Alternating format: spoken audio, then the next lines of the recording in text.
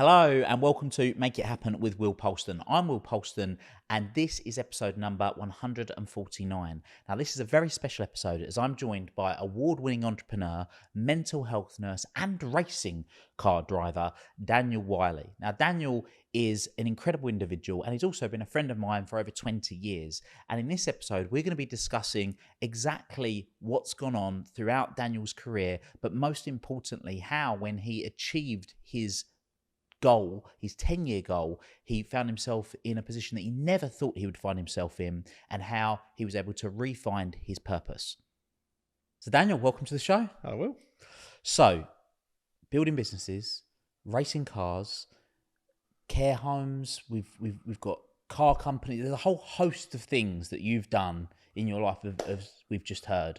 But I want to go quite a few years back. Because yes, you're very unique. We know you're very unique, but I want to talk about your unique school blazer to start off with. Because I've had the pleasure of knowing you for 20 or so years, and so for everybody that's listening, Daniel's actually a very good friend of mine. We've known each other since school, although you're a couple of years older than me. And my year 7 tutor group was next to you, and one of my earliest school memories, secondary school memories, was the carnage that you would cause with your mates next to us, and a very specific blazer. So let's go back to school, and let's start with school before we go into anything else. So picture this. Not only was I ginger at school, which at the time probably wasn't the most pleasant experience, but my parents thought it'd be an amazing idea to not get the same blazer as everyone else at school, to get a cheaper one that was a different colour green, but also, so the girls' blazers didn't have something called a fart flap at the back. The boys' blazers had a fart flap. So mine was a different colour green and it didn't have a fart flap. So you had a girls' blazer? I had a girls' blazer, a different colour green, and I got ginger hair. So yeah, that's, I think them events probably made me the person I am today. So this is interesting because school's one of those things, isn't it? When you're in school, it's where you're building your first relationships. It's where you're getting to know people, and when you're in school, anyone that's a year older than you, you look up to because they're the year older than you, and you kind of look at anybody that's younger than you, and you think they're almost beneath you. But I remember one of the things that really stood out to me when we were at school was when everybody went off to do work experience, and I remember people saying, do you know that Daniel Wylie, he's gone to be a nurse for his work experience? And people were going up to London, people were working for architect practices, people were doing all these different jobs, and never in a million years, I don't think anybody would have expected you to go and do work experience as a nurse. I still get that today when I tell people that I'm a nurse. They're like, come again? So let's go into where that first came about, because I'm running saying that when you were younger, obviously you lived with your parents and you witnessed something. Yeah, so my parents lived, or still live in Bitnaker, and which is, for everybody, it's a place in Essex in England, in the UK. And down the lane is supported living place for people with mental health issues. And growing up at the age of 11, I got my first paper round, had 5 paper rounds in the end, cut people's grass, walked their dogs. Why did you have 5 paper rounds? Why cut their grass? What was the driver behind that? Hunger. For? Hunger for success, nicer things. So it was that you wanted nicer things? Was that? My mum and dad are absolute grafters. So growing up, I'd see them leave at 5 a.m, not get in until 7 p.m, still work. My mum had 3 or 4 different jobs. Same with my dad, working weekends. I suppose a bit of it is I just thought that was the norm. And I looked up to my parents. You know, they wanted a better life for themselves. Obviously stressful at times. Probably the reason, you know, why I had a cheaper blazer than other people is, you know, I want, you know, all these kids working around. I remember Nike TNs, and yeah. So you were doing the 5 different paper rounds. You were doing the all the little bits. Yeah. Yeah. So And then, I first started delivering newspapers at this place in that looked after people with mental health issues, and got talking to the guys. And then I later went on to working in the paper shop, and they used to come in and get their newspapers, which was lovely. And then I'd help out and maybe cut their grass occasionally down at this place. And what I witnessed is, I can describe it as poor care. Like, there was one guy that hadn't been out of his room in a couple of weeks, and I was just talking to him through his door, and he come outside. Come outside and was outside talking in the garden, and it was just like, just took me back. And hold on, you've got these paid nurses and carers that are set up in the office. Oh, they come in and go, do you want to do something today? And they go, the client will go, no, I'm all right, thanks. So I leave them. I just leave them to rot. And I just went home and I thought, I could do this, and I could do this so much better. And it's interesting, isn't it? Because for people that don't know Daniel, and there'll be many of you listening to this that don't know who you are, you have got a openness and a kindness about you, and this caring nature, which on the face of it, people wouldn't see. You know, you wear gold jewelry, you've got white cars and lots of them, very white teeth, you know, and lots of people would look at you and think you're very stereotypical, and nobody would ever, like you say, they're so surprised when you say you're a mental health nurse. That's kind of what your trade is, so to speak. So that moment, that experience of seeing this poor care, and in your opinion, you felt that they deserved better. Was that what then in that moment made you then realise that you wanted to kind of pursue this and do something about that? Yeah, for sure. And I could do it so much better. Yeah. And the entrepreneurism has been in me from a very young age. Just go to boot sales with my parents on Sundays, and I used to buy stuff off the boot sales, and that's when eBay first come around then. Yeah. And I used to list them on eBay and, nick a couple of quid here and there. Yeah. So the entrepreneur has always been in me, but the wanting to do good. So it's like, even like walking the dogs as a youngster, delivering newspapers, meeting all the old people, and walking the little old lady's dog that she can't get out and walk it herself anymore. That I did want to do it because I wanted to earn money, but actually there was a different reason inside of me. And I think that's so key, isn't it, in business? You know, people go into business for lots of different reasons, but ultimately business is a vehicle that has the ability to impact other people for good. You know, don't get me wrong, it can be used for bad as well. It's like electricity. You know, you can use electricity to use a toaster to turn bread into toast, or you could also use it to get in the bath with and have a very sour ending. So it's how you use it, and when it's used in that way, it really can be a force for good. And it's interesting you say about your parents. They're obviously a huge influence in terms of their work ethic and what they did and how they operated, so you could kind of model that. You had this aspiration for nice things, but I also know that you had another family member that played a role in you maybe even subconsciously going down this path, which was your nan. Yeah, so I only had this realisation a few weeks ago. My nan lived in a council house in Pitsea. My parents used to live next door, funny enough. Which for everybody listening to this, Pitsea is a part of Essex in England, in the UK, that is it's not the most affluent of areas. That's a lovely way of putting it. But my nan used to take in the whole community. So my parents used to drop me off there 5 a.m. My nan used to look after me during the day, as did a lot of other parents in the local areas. And my nan used to look after a lady called Judith, and she had a learning disability. And I spent my younger years with her, and helped my nan look after her and stuff. And yeah, it weren't until a couple of weeks ago I was sat there and I was like, oh my God, I forgot about that. And yeah, and this is so poignant because I talk a lot about having a North Star, and we're going to come on to that, and a bit of a realisation you've had in the last year or so in relation after having had an exit and achieved your 10-year goal and 10-year plan. But it's amazing how many of how much of what really drives us come back to those earlier memories. So much of so that we're just completely unconscious of until we become conscious of it. Yeah. Which is My nan was a nurse as well.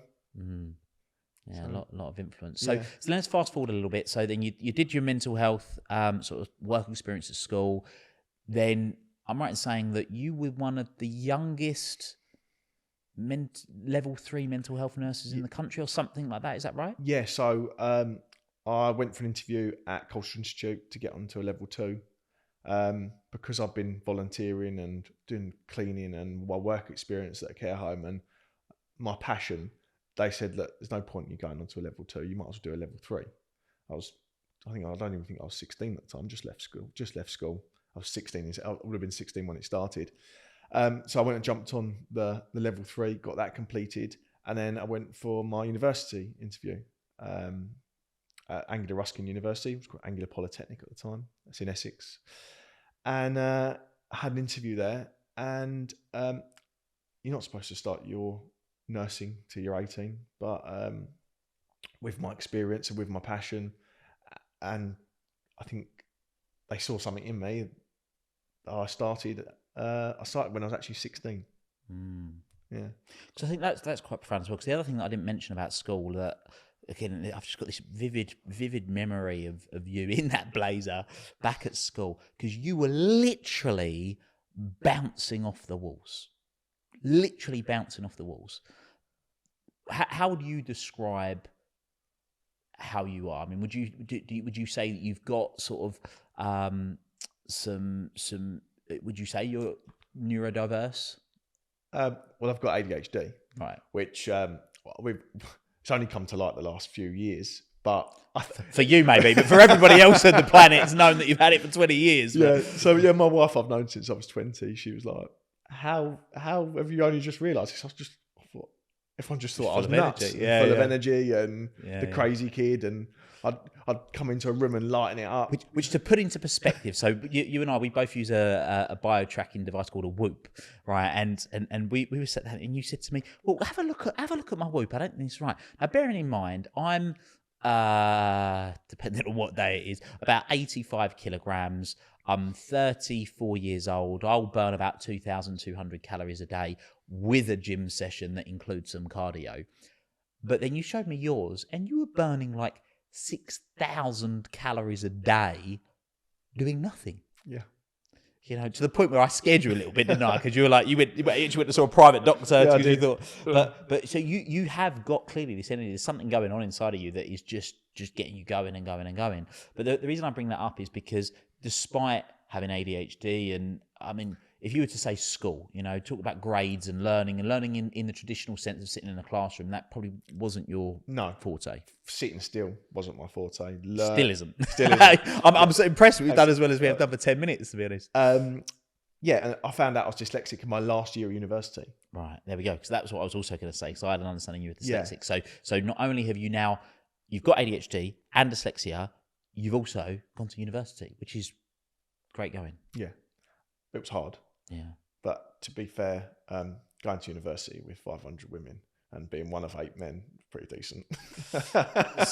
so if what advice would you have for somebody right now that's maybe listening to this, that's in school or at university, that is maybe dyslexic or has got ADHD? Knowing what you know now, what would you have told your younger self? Keep going. Well, one thing I've always had distilled into me is when people put you down.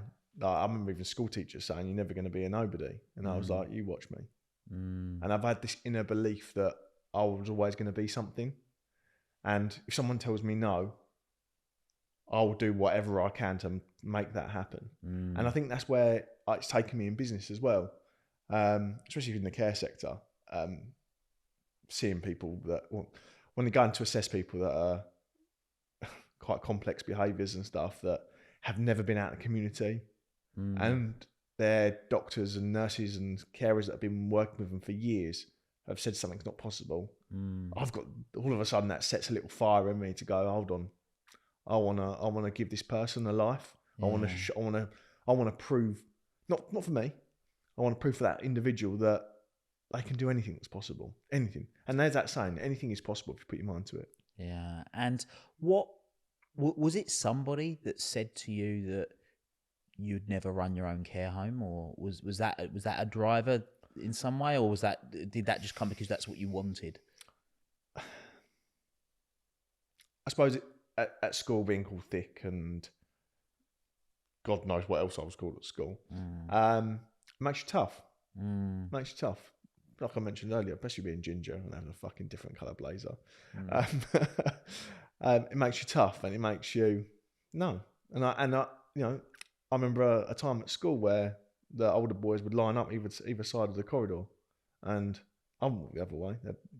Either side of the corridor, probably 30 of them, and I'd walk through that, and they'd kick 10 ton of shit out of me. But every day I'd walk back through there. I wouldn't turn the other way. I've always had this thing that I don't give up. Which has served you in good stead. So let's talk about your first business then. So Aldernate Care. Yeah, so Aldernate Care. So 2008. Oh dear. Yeah. So 2008, formed Aldernate Care. So we bought, at the time it was an 18-bed mental health home, nursing home in Clacton-on-Sea. It was for severe and enduring people with mental health issues. So they'd been in long stay hospitals for most of their lives, and we were the halfway house into community, really. So we had an open door policy, so they got to go out in the community during the day with support or on their own. But one thing I did notice when we took over was these poor guys had been highly medicated for years, and a lot of them were medicated so they didn't exploit certain behaviours. So one of our goals was actually, let's introduce some activities, let's occupy them, and let's see if we can work with the psychiatrists and stuff to reduce some of their medication down. And that's another thing with me is, let's occupy one half of your brain, one half of your mind, one half of your life. So actually all that crap that you've got going on over here or whatever's going on in your head, you don't think about that. And then you can't do that with everyone, but the majority of people you actually can. Yeah. No, I love that, and it's that driver. I also want to touch on one other thing as well, because this is quite profound, because it had a big impact on me. So years ago, when I first, for anybody that's thinking about starting a business, one of the questions is, what do I call my business? And I remember Alan Sugar. I'm sure his middle name's Michael, but I'll have to double check that. His company is called Amstrad, or one of his companies was called Amstrad, and that was Alan Michael Sugar Trading. Yeah. And it was all abbreviated, to the point where one of my favourite quotes, obviously my name's Will, one of my favourite quotes is, I can, I will. So what I did is I played around with the words when I couldn't think of a company name, and I called it Willican. So will, I can. And it was a play on those words. But your company name had some meaning to it as well. Yeah. So my two business partners at the time were Alan and Natalie. So Alan, Daniel and Natalie. Yeah. And I think that's a lovely little touch as well, So you've got those elements in there. Yeah. But when you started that business, you had a vision. Yeah. A 10-year vision. Yeah. What was it? 10-year vision was to grow to be one of the largest care providers in Essex. At the time, it was pure mental health. But after a year of running the nursing home in Clacton, it wasn't enough for me. So I was looking for my next venture, my next acquisition, which I found. It was a rundown care home, a beautiful location on 14 acres in a place called Kirby Soken, which is in Essex, just off the coast. And so I started working with the owners, local authority, and what's that bloody called? CQC at the time. They wanted to close it down, and they wanted to pull all the residents out. So we pushed forward with the purchase. Purchased it within about, I think it was about 12 weeks. I'd just completely turned it all around, refurbed some of it, just made it a nicer place for the people to live there. And that was so this home was for people with learning disabilities. And that was my first experience since Judith from my nan of people with learning disabilities. And what I realised is I could do so much more for these people. These people haven't been given a life. Like, we'd only be 20, 30 years ago where these people would be put in a secure hospital and left there. But now, which is lovely, they're treated the same as me or you. And they're given the same opportunities as the likes of me or you. So that site, I converted some barns there to some supported living accommodation. Which supported living is someone's own home, but they have 24-hour support, not living with them, but in the property with them 24 hours a day. Yeah. They can access the community. They can do anything. So we got most of them into some volunteer work, local colleges, washing cars, doing. So it really was about giving them a life, wasn't it? Yeah. Getting them involved in, and then obviously that kind of went on, and it's fair to say you had success, in terms of you were creating these care homes. It was evolving and building. It was working, let's say. Yeah. On that note, how do you define success?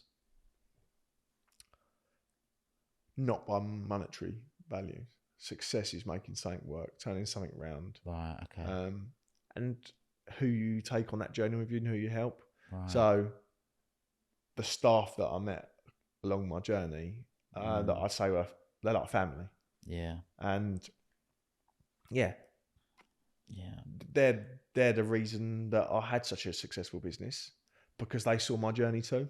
Yeah. And they were on my journey with me and my vision. And I was like, it's not about size of growing this massive care business. It's about quality, giving people an opportunity, giving staff an opportunity, giving the people who are looking after the service users that opportunity to live a fulfilling life. And you've done that, but then you also took that to an extreme in the sense of you set up a network for care home providers and you've done those sort of things, but there was still that entrepreneur in you that wanted to do other stuff as well. Yeah. Like a restaurant. Yeah. Yeah. So I did had a great idea that I'd have a nice restaurant in St. Catherine's Dock in London. Great opportunity, but didn't go so well, to be honest. So how was that? Would you say that? So when we said quite so well, I mean, do you want to talk about the numbers, because it was not a small failure, was it? Yeah, I lost a shitload of money. Yeah. Yeah. A lot, and I don't know. Maybe you don't want to say the numbers, but it was a lot, and you really went in. Was that the first experience you had of a business not working? Yeah. Because it's interesting. You said success is about making things better and taking people on the journey. So how did that, other than obviously it cost you a few quid and left a hole in your pocket, but how did that affect you? That failure of that business? It's probably the cheapest lesson of my life. Right. Okay. Because if I'd learned that lesson a bit later in my life, it could have been catastrophic. Okay, so is that, because that for me is a way of thinking about it. That's a mindset thing, right? Is that you're going, thank God I lost that money then, because I only lost that. Whereas if I'd have done it in 10 years' time when I had more money, I might have tried to do 10 at the same time and it'd been 10 times worse. And it's what I learned from that. Right, like what? Not everything you do, you're able to, and not every person you work with, you're able to help. And the manager that I took on and the chef, they might have been all singing, all dancing from the Armani restaurant, but if they're not on the same journey as you're on, yeah. And I think my caring nature can leave me vulnerable at times, and working in the care sector, it works. But out there in other industries, like, it's very cutthroat, the bar and restaurant game. It can leave you very vulnerable, and if I'm really honest, I got very much taken advantage of. So what that business lesson did, I suppose, having worked with Alan and worked with Natalie, because Natalie's your sister, right? So there's obviously the family involvement. So what it did is it gave you some exposure to maybe the not so nice side of business and people in business, where you've been surrounded by carers and kind, caring, loving people that are doing this work, to actually some people that have got their own agendas. So that it made you wiser. Yeah, for sure. And when I decided that I was going to close the restaurant and call it a day, I was down in the dumps for a couple of days. Obviously, still in my early 20s, But I was like, and I woke up one morning and I was like, what the bloody hell am I doing? Why am I miserable? Let's go out and get it again. I had just less than 500 quid left in my bank account. And I thought, right, let's go. Let's go. Yeah, so it gave you that grit to get going again, and I think Yeah. that's one of the beauties of. I mean, you see it time and time again, don't you? With business owners, entrepreneurs that have epic failures, and they just get up and go again.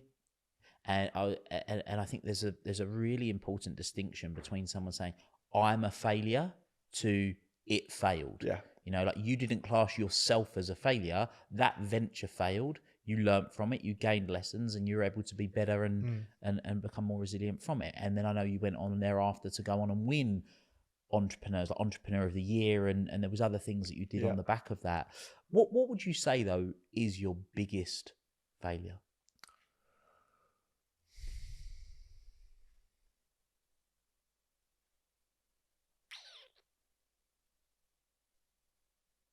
It's a hard one.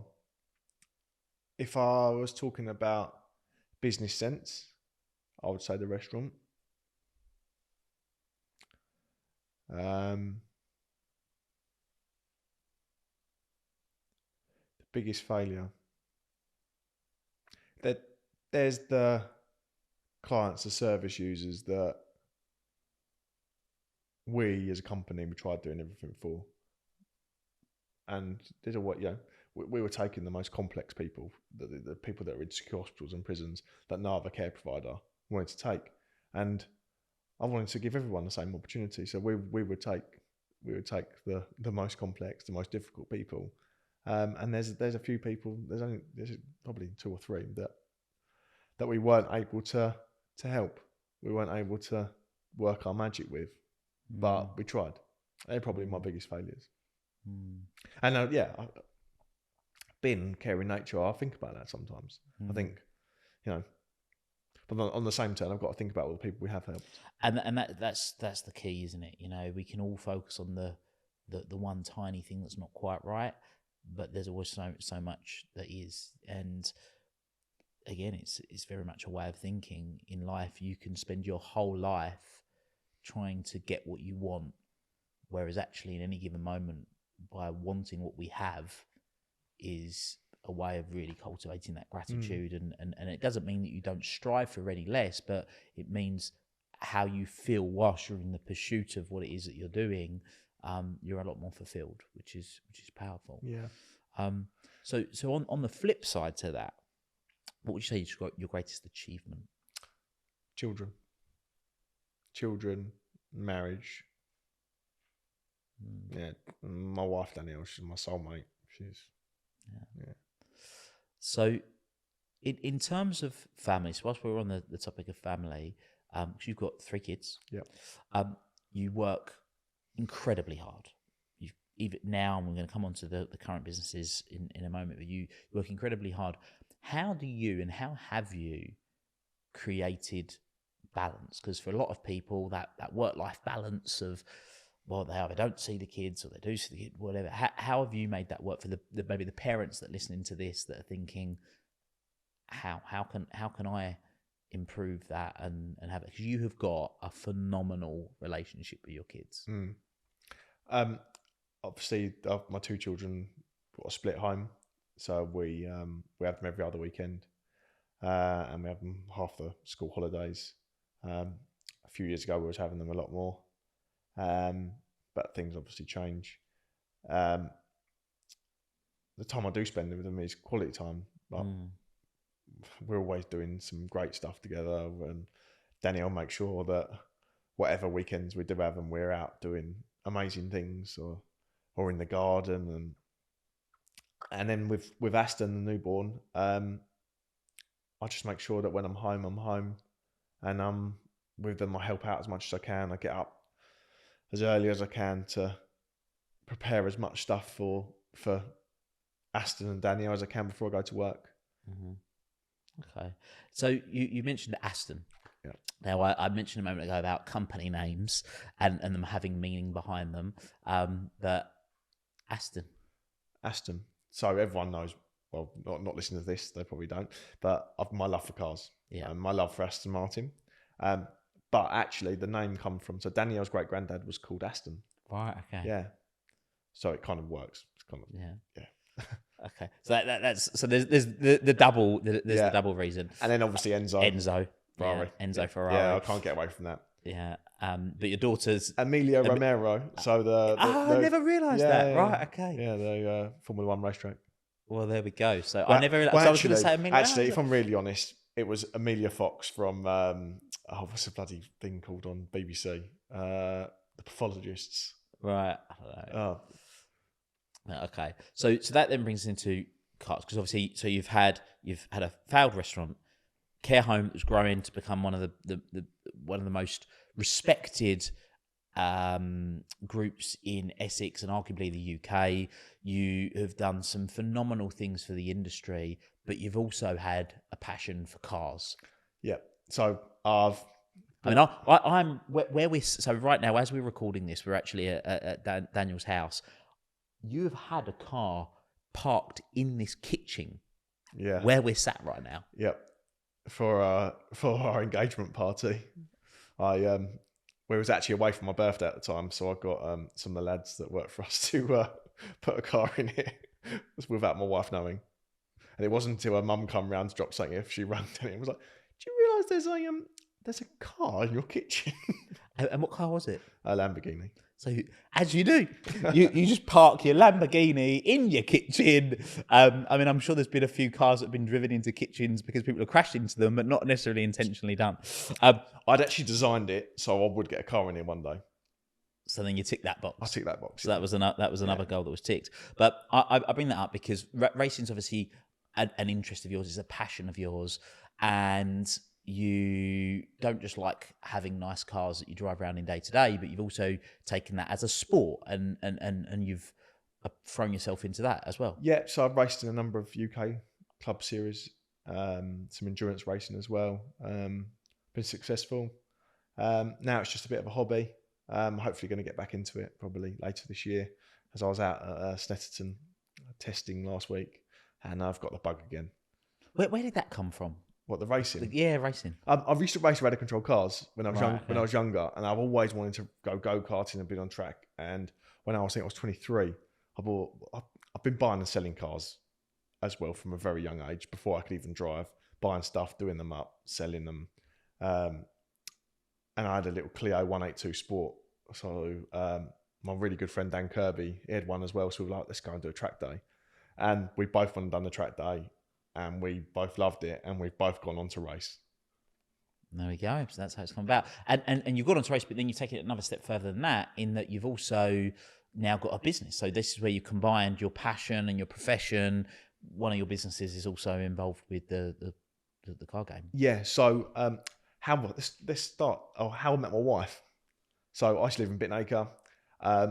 My wife's dad is Paul Bailey. He used to own Paul Bailey Car Sales in Bitnaker. I've delivered leaf flips for him when I was 14 and helped out doing bits and bobs. I bought my first house in Bitnaker, and I went to take the Clio in to get a service one day, and there this young lady was, and my future wife. Yeah. So got talking to her. So it's the car's fault. It's car's fault that you're married. It's the car's fault that I'm married. And then all of a sudden... So now you can justify having the Lamborghini in the kitchen. Yeah, exactly. And then all of a sudden, every car needed a service. So I spent a lot of time going in there. And we've been really good friends ever since. We had a little thing back then.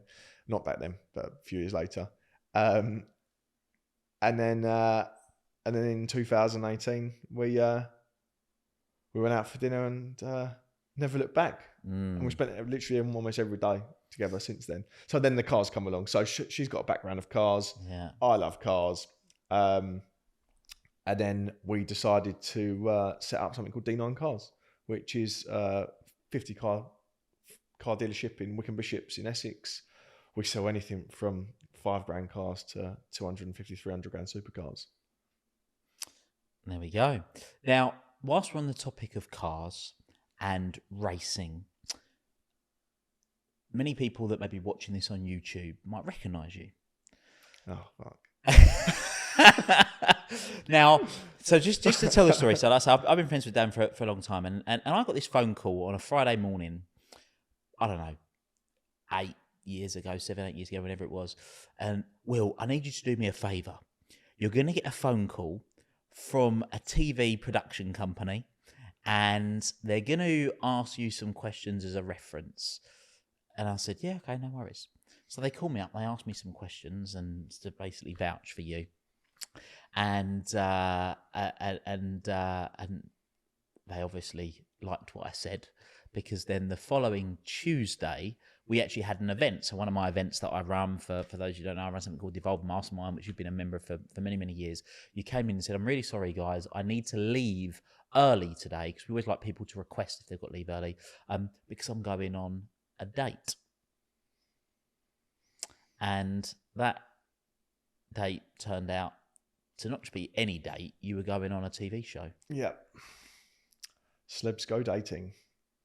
And what was quite interesting was that when they asked you a question, they said, who would be the person that you would least like to go on a date with? And that person was who? Gemma Collins. And who's the person you went on a date with? Fucking Gemma Collins. And you didn't just go on a date with her, because you did that date, but then was it your second date that linked in with the passion of racing cars? Yeah, so it was actually, the first one's a blind date, and they tell you 10 seconds before, oh, your date tonight, your celebrity. Which just so everybody knows, because this is what couldn't be more comical, is we're at the event, and just as you're walking out, we said, I wonder who's going to give, and you said, no, in my luck, it will be Gemma Collins. Yeah. Which Gemma's lovely, right? So this is nothing against Gemma. And obviously, I know you've got you had a friendship, and then you took friendship sounds like I had a relationship with her. Just to be clear, I did not. But you took her racing, didn't you? Yeah. So she the TV company said, do you want to do a second date? And thought, fuck it, why not? And especially when it's the opportunity that I got to choose what it was. So we hired out Brands Hatch, which is a racing track in Kent. Got my race team down there. Great exposure for the race team and for myself racing wise. So yeah. But yeah, again, combining things that you like, women, cars, you brought it all together. Yeah. So what I was trying to fast forward on to now was that we said about that when you were 18, you brought your first car home at Alden Care. You had a 10-year vision. And like most businesses, you ebb and you flow, but fast forward 10 years further down the line, you pretty much achieved that. Yeah. I had targets to get to a certain size and to sell to a certain amount, and in there was like the amount of people I'd want to help on my journey, and there's little bits that I ticked pretty much every box. Going through some personal stuff as well. The time was right to look at selling. So a year and a half before we sold, me and my advisor kind of mapped out who would buy a company like mine, and at what size it would need to be, what it need to look like from a top tier structure. Obviously, removing myself as much as I can from the day-to-day stuff, so you're selling a model that someone could just take over and not need me. Yeah, like a turnkey, they just plug in. So we set my advisor some tasks to go speak to some providers that would require Aldenet, and he did. And 18 months from that, we ended up completing. And what was it like to get to that point where you'd had this 10-year vision? So in that moment, I'm not talking about what come after, but in that moment of, I've created this 10-year vision, I've achieved it, I've helped a whole host of people. How did you feel in that moment? Yeah, it was pretty special. Yeah, it was pretty special. But then shortly after, how did you feel? Fucking terrible, excuse my language. Absolutely terrible. I could have never, hand on my heart, imagined that I'd ever feel like that. Why?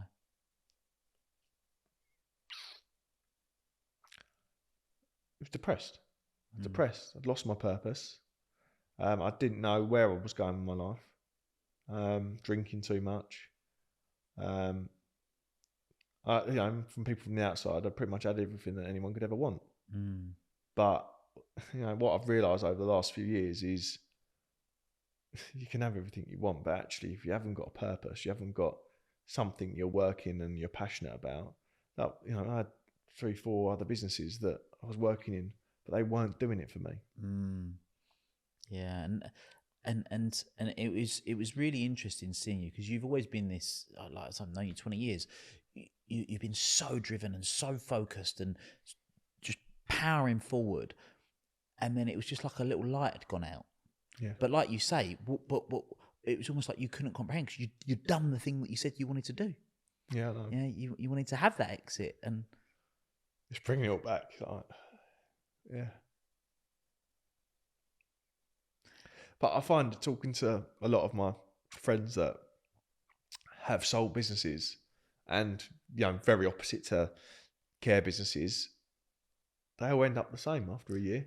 And what were you going through each day? What were you waking up thinking? What was happening for you to feel that? What was depression like for you? I don't think at the time you knew you was genuinely depressed. You've just burnt out, gone. My light had gone. And I would say that it's only been recently that I really am back. I really am back to the person that. Because it's really interesting. So to bring that to that, there was that you'd sold the business, like you say, monetary wise, you had like lots of good things that come from it. But then you'd had other things that then hadn't gone to plan. So I'm going to use the house, for example. So you had, we're going to come back to the business stuff in a minute. So let's just take the house. You had an idea that you wanted to build a dream house, and you embarked on that project. Yeah. And you had specced it up. I mean, it is we sat in it right now. It's an absolutely beautiful house in the Essex countryside. And it really is sort of no holes barred in terms of kind of what you did. But you got, what percentage of the way through when you then were starting working, doing a full day's work and then coming and working on it? Oh, from day dot. Because there was a point when you ran out of money as well, wasn't there? So I actually ran out of money 3 times. Right. Building this. Yeah. But I suppose the biggest, the hardest thing during that was just bought this. Put my ex-partner on the mortgage with me. Obviously, I put all the money in, and then we hadn't even got it out of the ground when we decided to split up. And I still had this dream for the house. Like, looking back now, I'd just gone, wipe my hands of it. Okay, done. But I couldn't give up on the house. I couldn't not finish something I started. And I've never tiled before in my life. I tiled this floor. Because that's what I want. The reason why I bring it is because obviously you had that feeling of depression, but I get the sense you didn't have that when you were running out of money with the house. No. Like you grafted. I mean, since you were a young teenager, you grafted. So it's like, all right, I don't know how to tile, but the floor needs tiling. I'm gonna need to learn how to tile, and the walls need plastering. I don't know how to plaster. So you self-taught yourself all those things. So a lot of people would look at this house from the outside and go, "Kai, he's had it easy." But they don't realise you would work a 12-hour day and then come home and be on your hands and knees tiling the floor and doing those things. But you didn't have that level of depression when that was the case. Why? Because I had my purpose. I was still going to work every day. I had my routine. I was still going helping people. That's what fired you up, right? So then if we then come back to the time when you sold, so not long after you'd sold the business, you were feeling depressed, you had these other businesses, but the light had gone out. Now I refer to having as a North Star, and look, with friends, you come along, and I said, look, come and sit with me, and we sat down, and that afternoon when we sat down, what changed for you?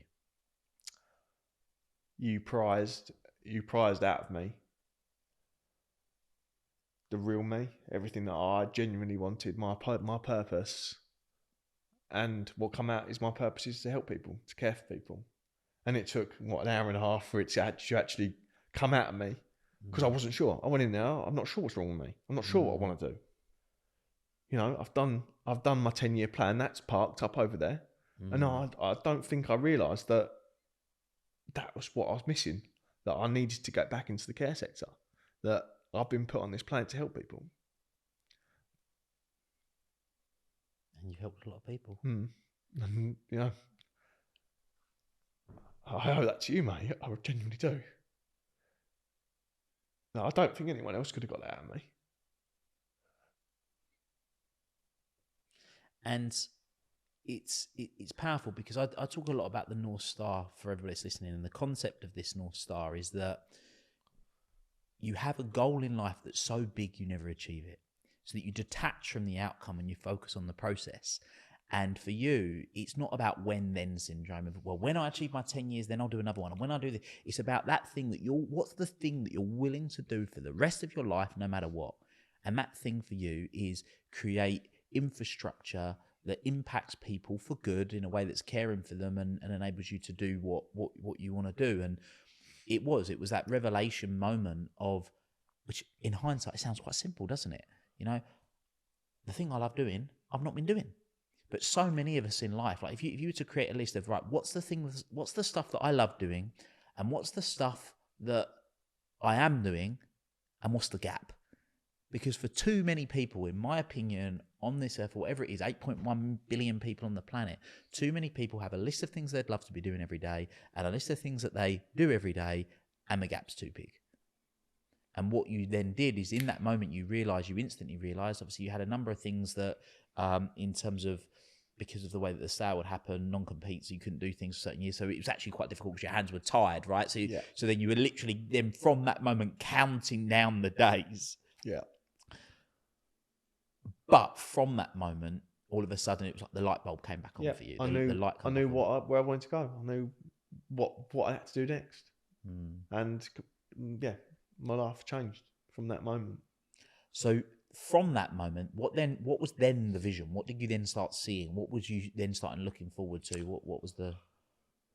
Looking in the market, looking for opportunities, talking to people. The care network that I used to run, I hadn't been to for years. I started going to that. I started talking to old colleagues of mine, and just a few months ago, went to the event at Colchester United Football Club, hosted by Essex Care Association, which is the care association which I was a founder of, one of the founders of, and I sat next to a guy called Alan. He used to run a large care company in Essex, and he said, I've started on my own a couple of years ago. So we got talking, and I just said something, and I said to him, look, if there was never opportunity for an investor to come on board to work alongside you, give me a call. And I got in the car, drove up the road, and Alan said, should we go for a coffee? And so officially I had my first day in a company called Calm Futures 2 weeks ago. Rianne filmed it for the day. I was like, this is a special moment for me. And fucking beautiful it was. Yeah. So Calm Futures is the future. Calm Futures is the future. And we create calm futures. Yeah. So look, I mean, it's been an incredible journey that you've been on, and look, you've still got your entrepreneurial drive. Yes, you've got that. You've also now got a passion, because you care about not just people, but you care about the environment. You care about health. I mean, you're super health. I mean, we're in your kitchen, and you got sort of pH 9 water, because you just don't want average, normal. Even we're not talking tap water, we're talking tap filtered water. You want pH 9. So you really do sort of look after yourself when it comes to health, but also now about the environment as well. You've got another venture, which is Recom Technologies UK. Yeah. So Recom is a global manufacturer of solar panels and associated products, based in Lannion. They've got a factory in Lannion in France.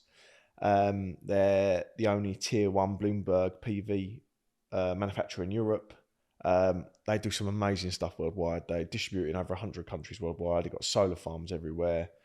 And they didn't hold the UK market. So I had an opportunity to distribute for them. I I got on a plane the next day after having that conversation and flew over there, and various negotiations. So we are Recom UK, and Amazing. so we are that company. We can do some great things as well. It's not just about distributing solar panels. So my goal is to help businesses, to help schools, care homes. Yeah. So Helping people again. helping isn't it? people. So for instance, in a care home, our electricity's gone up 433% in a year, Yeah. and we're already so underfunded.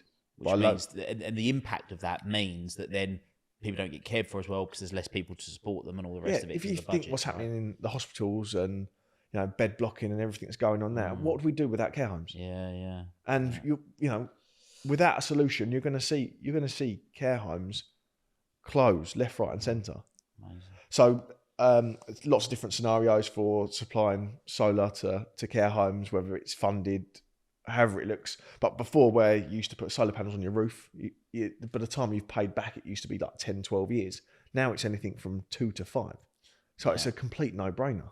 So you've now got the vision with Recom, you've got the vision with the care homes, you've got to see. What do you see as the future?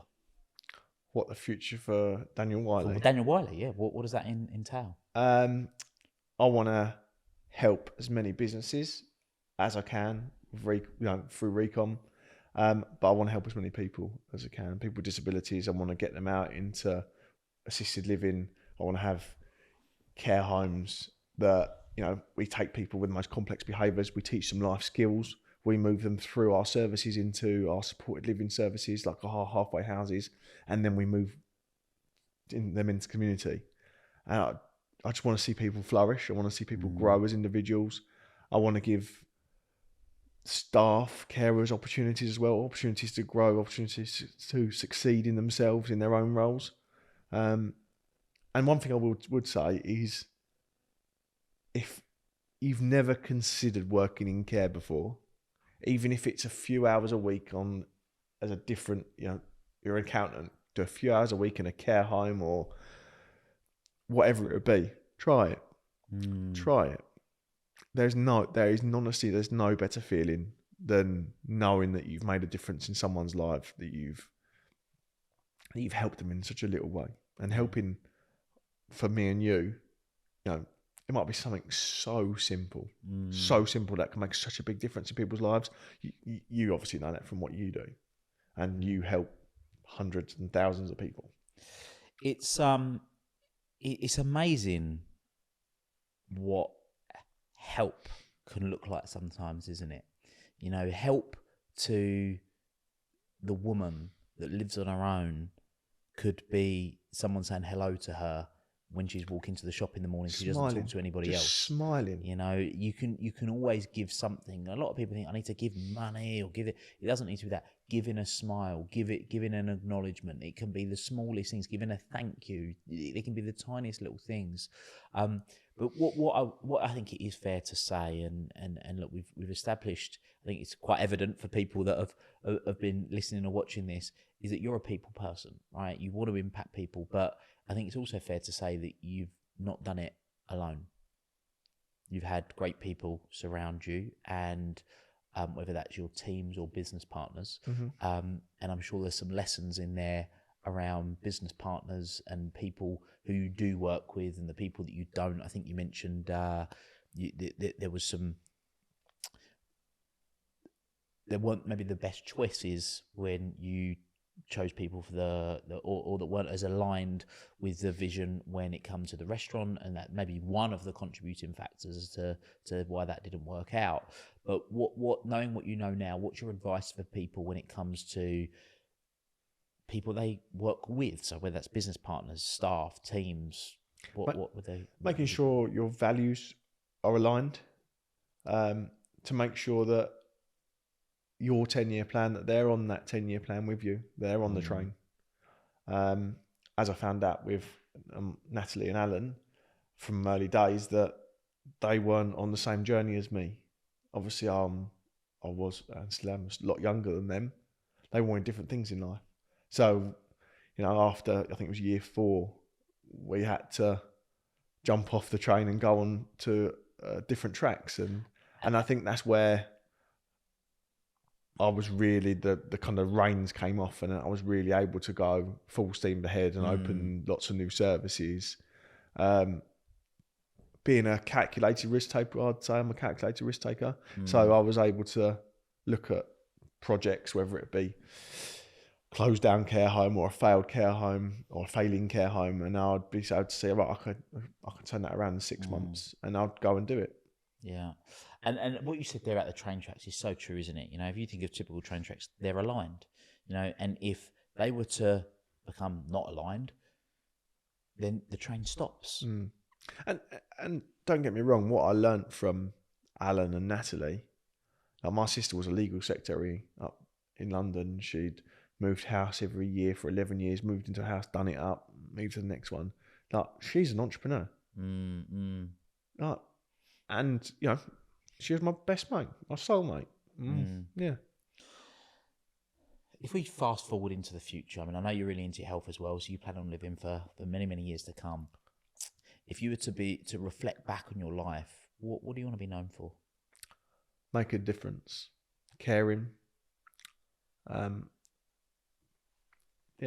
Helping. I want to help people. I want to help businesses. I love business, but I love people. And this is where my two businesses align so well, because Recom gives me that opportunity to help the environment, to help people, help businesses. You know, everyone's electricity prices are bloody through the roof at the moment. I can help so many people. So many people. Well, look, as someone that's known you as a friend for 20 years, as someone that's known you in a professional capacity for the last 10 years, I can absolutely, hands down, say that you help people and you care and you're delivering on that. And it's just one of the many reasons why you're so well respected and loved, personally and professionally. So long may that continue. Thanks, mate.